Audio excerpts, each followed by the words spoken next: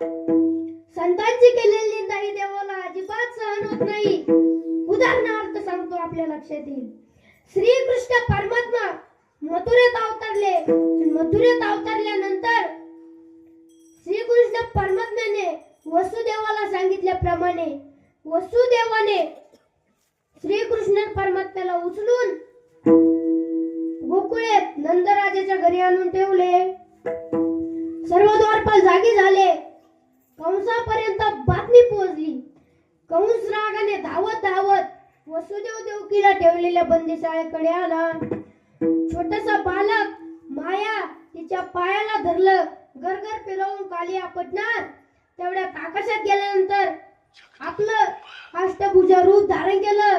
म्हणाले, तुझ लागे वधी उपजला मज आधी. हे दुष्ट कंसा, मला काय मारतोस? मला मारून तुझा फायदा काय? हे दुष्ट कंसा, मला काय मारतोस? तुला मारणारा माझ्या अगोदर गोकुळात वाटतोय. कंसाला चिंता वाटू लागली. कंस भयभीत झाला. कंस चिंताक्रांत झाला. कंसाची चिंता वाढू लागली. मला या कृष्णापासून कोण वाचवेल? कृष्णाला मारण्याकरता अगोदर पुतणीला पाठवलं.